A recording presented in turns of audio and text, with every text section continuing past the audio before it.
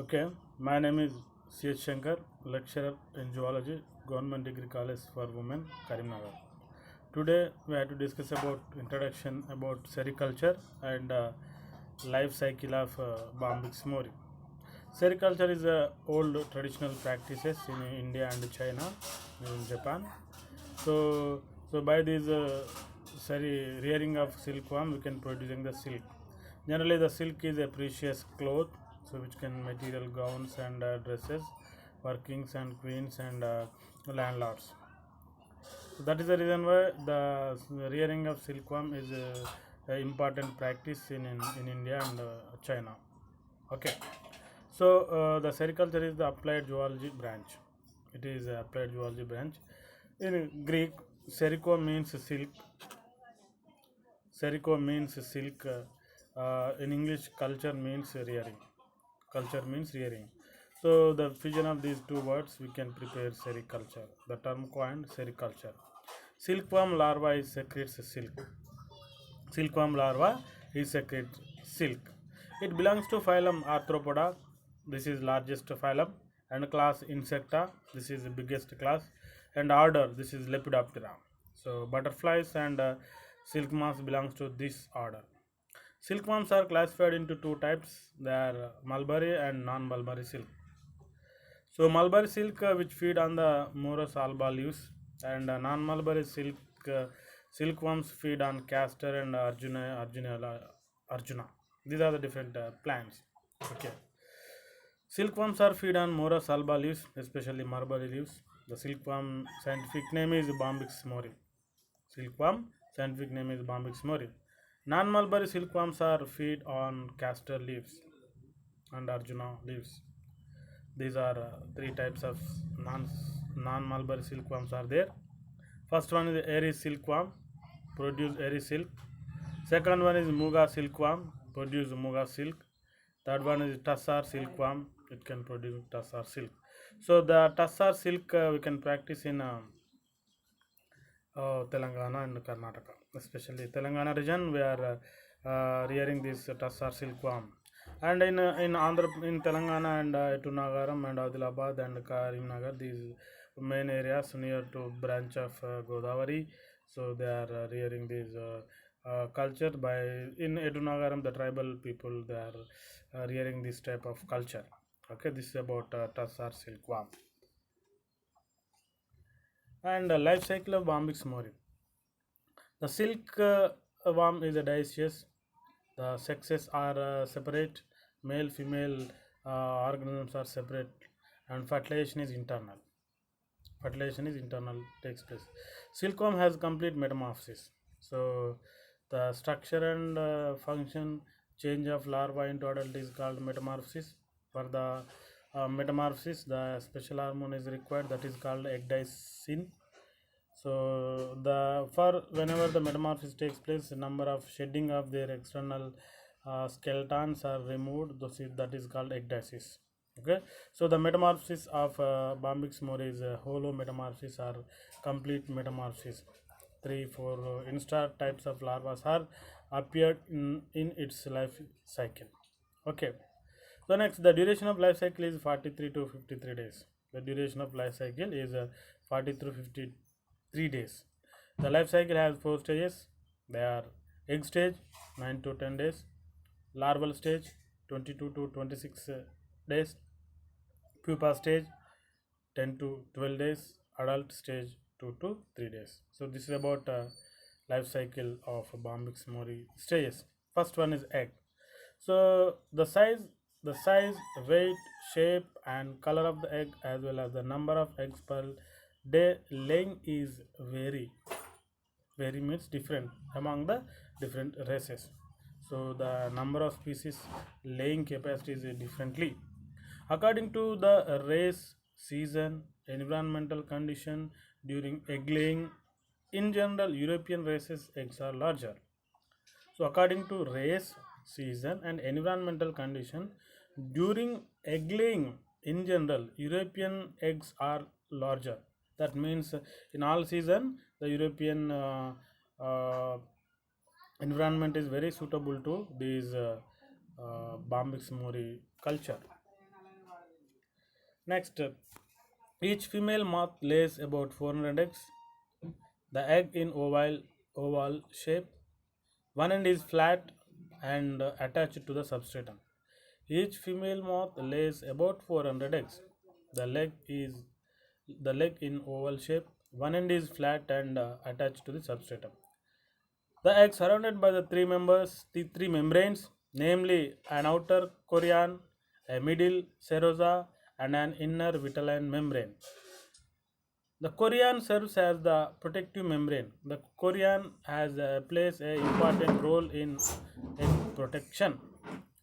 At the anterior end, there is an opening called micropyle. At the anterior end, there is an opening called micropyle. The micropyle end has a projection provided with three canals called micropylar canals. At the anterior end, there is an opening called micropyle. The micropyle end has projection provided with three canals called micropylar canals. The eggs are centrolethal. The eggs are centrolethal. The semifluid yolk is present in the middle cytoplasm surrounded by the yolk. Generally, in insects, centrolethal eggs are present. Centrolethal eggs are present. Yolk is present at middle, and the cells are surrounded by the yolk. So this is a special character which is present in the arthropod organisms. Next, larvae.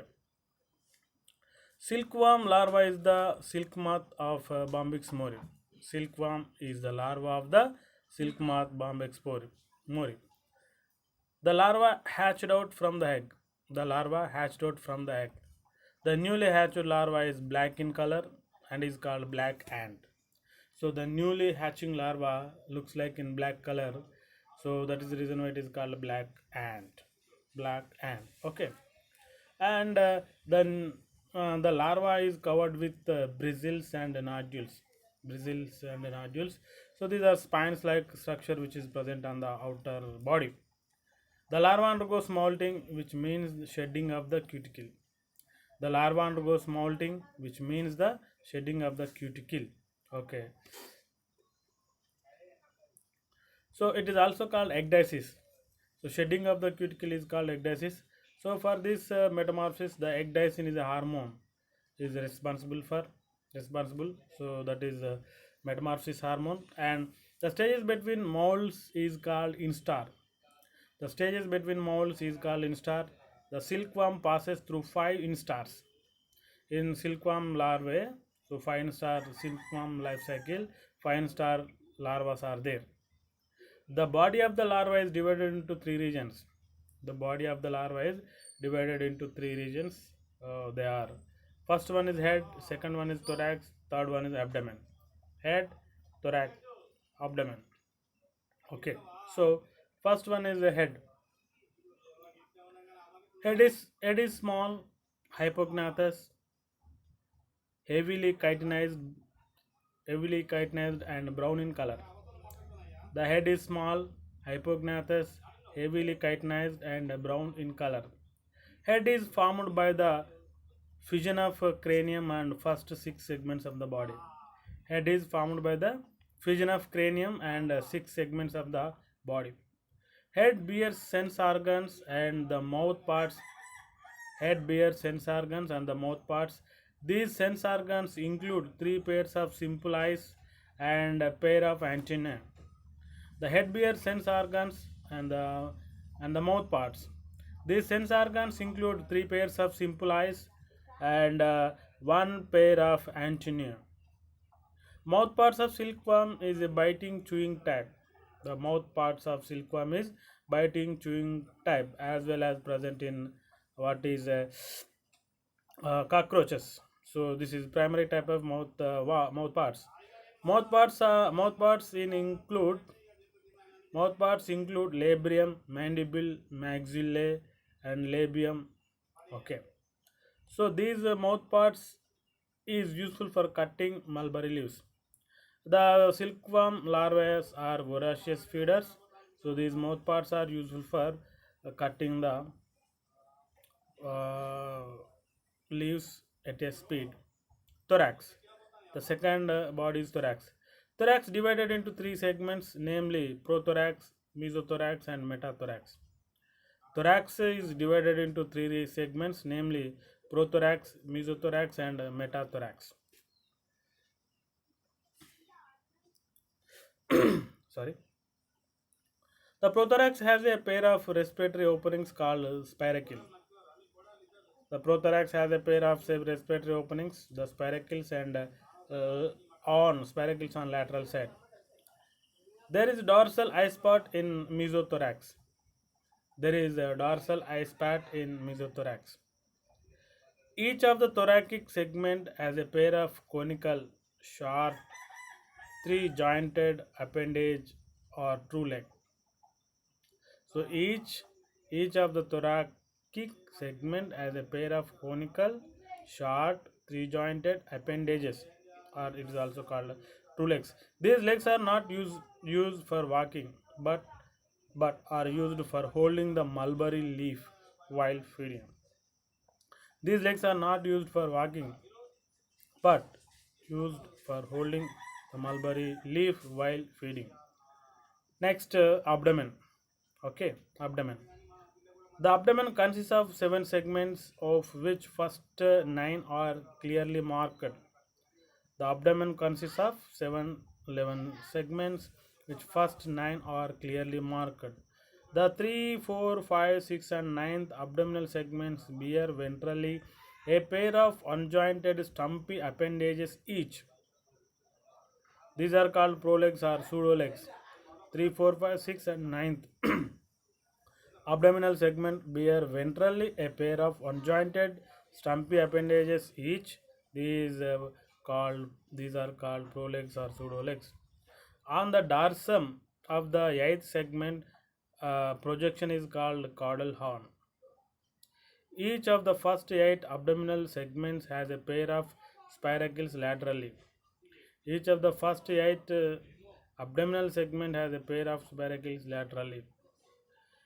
A, four, a full grown larva is about 8 to 10 centimeters long and becomes transparent and golden brown in appearance. Golden brown in appearance. A pair of long sac like silk glands now develop into lateral side of the body inside. A fully grown larva is about 8 to 10 centimeters and become transparent and golden brown in appearance. A pair of long silk-like sac-like silk glands now develop into the lateral side of the body inside. Okay, these are the abdomen characteristics.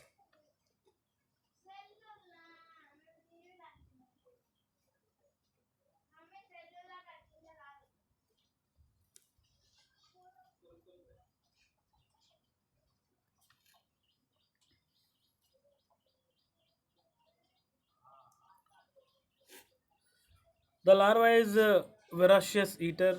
The larva is voracious eater and strongly gregarious. In gathering, beginning, the larva is voracious eater and strongly gregarious. In a beginning, chopped young mulberry leaves are given as a food, but with the advancement of age, the entire and matured larvae are provided as food. So, next pupa stage. Pupa is the third stage occurring in the life cycle of silk moth. Pupa is the third stage occurring in the life cycle of silk moth. The full growth larva stops feeding and become restless, and if given a suitable place such as bamboo mountage, the soon begin to spin their cocoons. The full growth larva stops feeding and becomes restless if the given a suitable place such as a bamboo mountage, the soon begin to spin their cocoons. Pupa lives inside the cocoon. Pupa can be seen only by cutting open the cocoon. Pupa lives inside the cocoon. Pupae can be seen only by cutting open the cocoon. The pupa is non-motile and a non-feeding stage. The larval organs are destroyed and adult organs are differentiated during this stage. The pupa is non-motile and non-feeding stage. The larval organs are destroyed and adult organs are differentiated during this stage. The pupa body consists of three regions, namely head, thorax, and abdomen. The pupa body consists of three regions, namely head, thorax, and abdomen. Head is very small. It consists two eyes, a pair of antennae, and vestigial mouth parts. The thorax is somewhat large. It has two pairs of wings and three pairs of legs. The thorax is somewhat large. It has two pairs of wings and three pairs of legs. The wings and legs are covered by a case made of chitin. A case made up of chitin. Okay. The abdomen contains 7 11th segments. First seven segments have pairs of spiracles. The pupa shows sexual dimorphism. Female pupa has large size and abdomen of the female. Okay, these are the characteristics pupa and the adult silk moth. The adult silk moth. Okay, so the adult silk moth. The adult emerges from the pupa. The moths. The adult emerges from the pupa. The moths have the adult emerges from the pupa. The moth have lost their flight due to several centuries of domestication. So the adult do not feed. The adult life lasts about 3 to 6 days. They live for reproduction. After copulation, they die. The silkworm body is divided into head, thorax, and abdomen. Okay, the silkworm body is divided into head, thorax, and abdomen. The head bears eyes, antennae. The head bears eyes and antennae. The thorax consists of three segments. Wings. Wings are present in this region. The thorax contains three pairs of legs and two pairs of wings. The thorax contains three pairs of legs and two pairs of wings. The abdominal segments are covered with scales. Eight segments are covered with scales.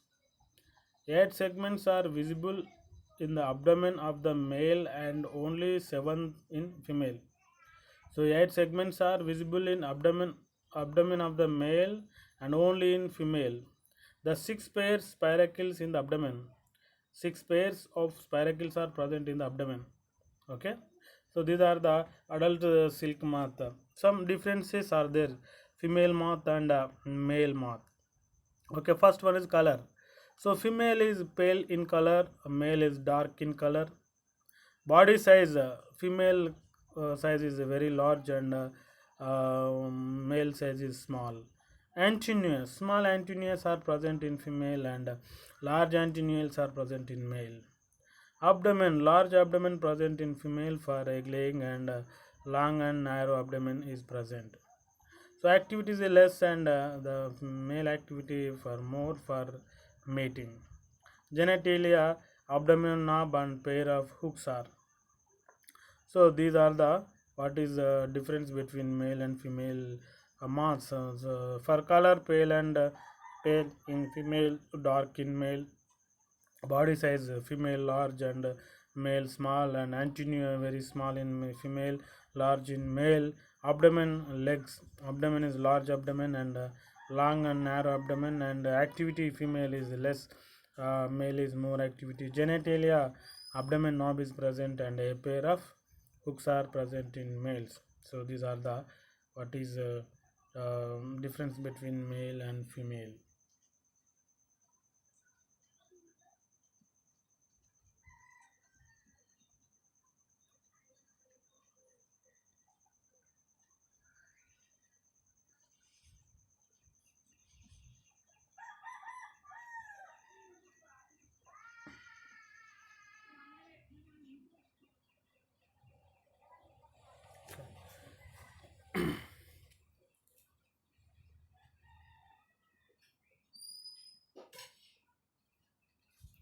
A cocoon. Cocoon is a silk covering pupa.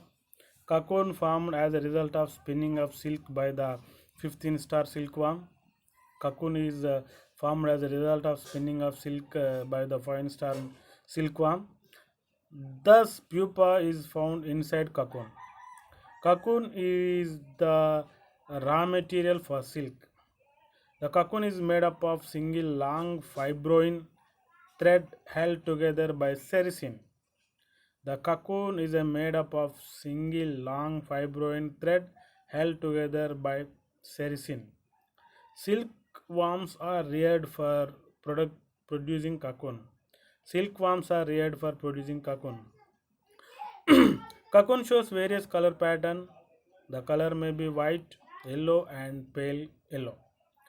The cocoon shows various color pattern. The color may be white, yellow, and pale yellow. The cocoon is round, oval, or spindle shaped, etc. The cocoon is round, oval, or spindle shaped, etc. The life of cocoon is only 10 days. The moth, the moth emerges out by breaking the cocoon. After emerges of the moth, the cocoon are called pierced cocoons. Pierced cocoons. They are useless for reeling of the silk. They are useless for the reeling of the silk. So before this, we have to reeling the thread. The silk is separated from cocoons by silk reeling. Cocoons cannot be stored for long time. Cocoons cannot stored by long time. So these are the characteristics. The fifth instar larva can secrete the silk. So the silk has a fibroin thread surrounded by the held it tied together by sericin.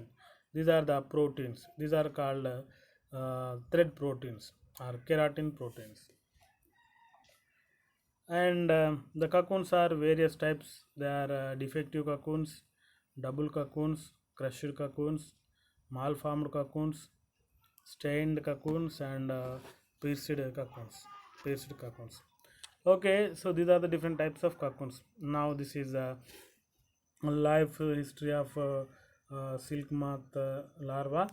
So generally the adults whenever the fertilization takes place, the female is a very low active and male is very active, and female size is very large and male size is very small, and abdomen female is large and male is long and slender.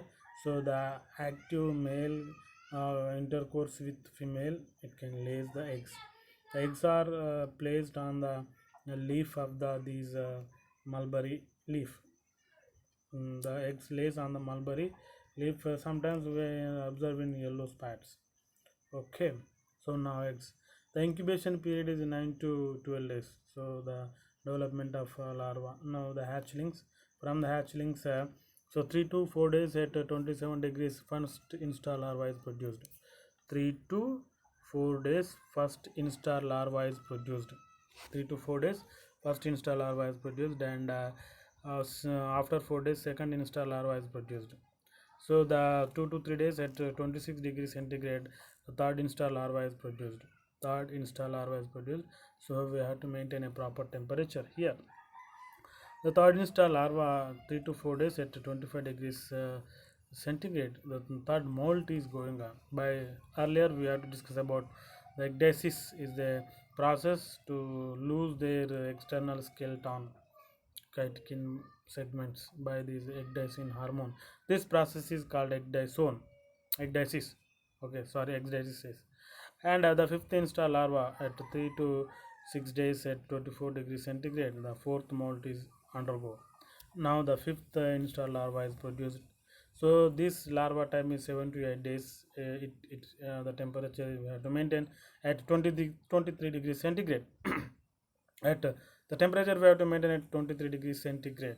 Okay, so this 15 cell larva is very active, so it can feed voracious the mulberry leaves, and after 7 to 8 days this fifth instar larva convert into transform into pupa. So from that pupa, so now it can the silk glands are working, it can make a cocoon. So now the cocoons are in a ovoid shape. So after the formation of 10 to 12 days, so at 26 degree centigrade, 26 degree centigrade, so the cocoons are released into environment. So these cocoons are called pierced cocoons. These are useless for getting silk. Now the adults are undergoes reproduction. Once again, their life cycle is maintained. Okay, this is about life cycle of silkworm. This is about life cycle of silkworm. Okay, next silk gland. So one more thing they are asking in so silk life cycle is they are asking in 14 marks question, or in either Shatavana University and Kakti University, or whatever it may be. Now the silk gland. Okay, it is Lepidopteran larvae. The labial glands are modified into silk glands. The labial glands are modified into silk glands. The silk thread of cocoon is secreted by a pair of silk glands. The silk thread of the cocoon is secreted by a pair of silk glands. Silk glands are ectodermal in origin. They are origin ectodermal, and the silk glands are well differentiated into fourth and fifth instar larvae. So the silk glands are well differentiated in the fourth and fifth instar larvae. The lie below the alimentary canal. These silk glands are lie below the alimentary canal. The silk glands are tubular in nature. The silk glands are tubular in nature. The silk glands are divided into three regions: anterior region, middle region, posterior region. Anterior region, middle region, posterior region. So this is about silk gland.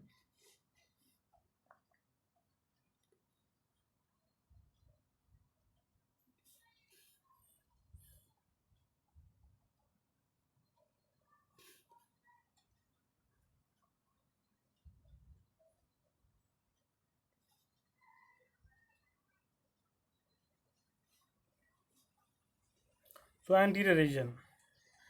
It is narrow, slender, 2 centimeters long. In this part, 250 cells are present.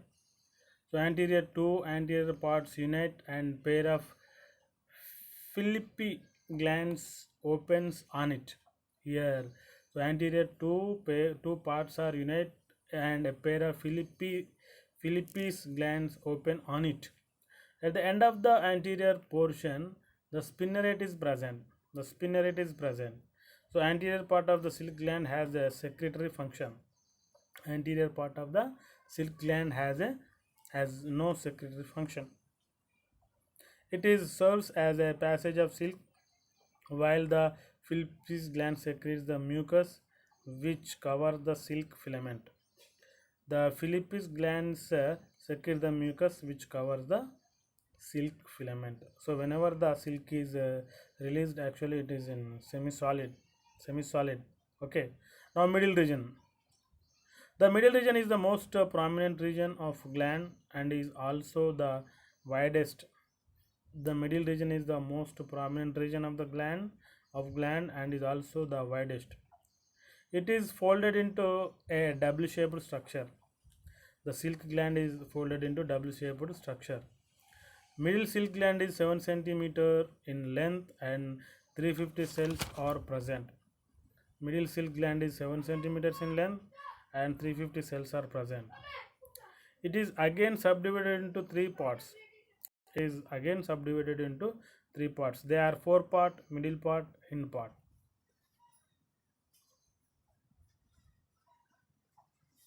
Okay. So four part. A narrow interiorly but gradually widen posteriorly. Narrow interiorly but gradually widen posteriorly. It secretes sericin third type of cells. It secretes sericin third type of cells. Mid part. It is thick, slender, lies between pre and hind parts of the middle silk glands. It is thick, slender, lies between the pre and hind parts of the middle silk gland. It secretes the sericin too. Sericin is a protein which can uncover the fibroin. Okay. Next one is hind part. It gradually narrows towards the posterior end and ends in posterior silk glands. It gradually narrows towards the posterior end and ends in a posterior silk gland. It secretes the sericin 1. Three types of sericins are there according to their structure, according to their change of amino acid: sericin 1, sericin 2, sericin T. So, four part secrete the sericin 3, middle part secrete the sericin 2, and hind part secrete the sericin 1. The posterior region. Okay, so it is a narrow region. Okay, so it is narrow and 15 centimeters long, remains curved between two dermovisceral muscles and trachea, posterior region. The posterior silk gland is composed of 500 cells. The posterior silk gland is composed of 500 cells. The posterior silk gland secretes the main silk that is called fibroin. The posterior silk gland can secrete the main silk is called fibroin. So the posterior region secretes the fibroin. So and three parts are secreting the sericin, which uncover these silk. Next, so histology. Okay. So here the diagram is there. So this is silk gland, and the above the spinneret is there, and Philippus glands, and antenna region, and silk gland middle region, posterior region of silk gland, middle region, posterior region, and trachea, tunica, purpurea. So this is about histology. The silk gland has composed of three layers: tunica intima, and middle gland cell with branching nuclei, and outer tunica purpurea. Okay, the silk gland has composed of three layers: tunica intima, and middle gland which branch in nuclei, and outer tunica purpurea. At the center of the gland is lumen.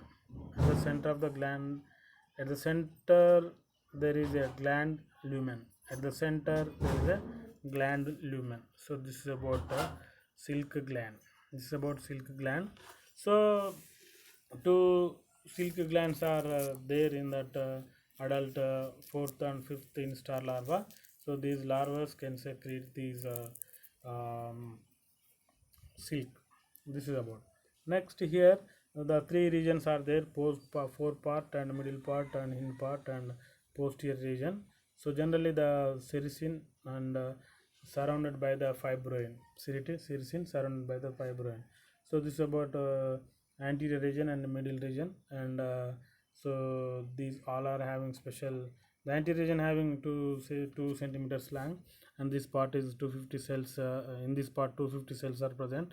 So the Philippus gland is present at anterior region. So it can secrete the what is a special mucin surrounded by the this silk protein. And next one is the differences between male and female. So the female and male. Female is pale color, male dark color, and female is large size, and male is small size, and antennae is very small, and large antennae present in male, and abdomen is female large, and male long and narrow. And activity the female is less, and male is more, and genitalia, abdomen, nape, and pair of hooks are present in males. So these are the difference between male and female. These what is male and female marks. And here we have to discuss about silk gland. The Lepidopteran larva is the labial gland are modified into silk glands. The labial glands are modified into silk glands.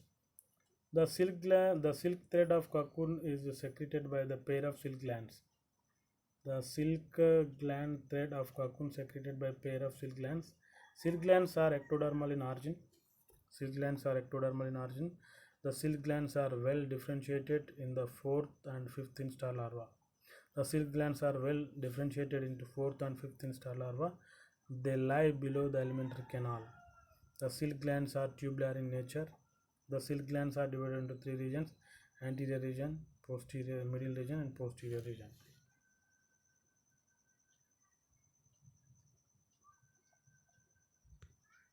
Okay, this is about life cycle of what is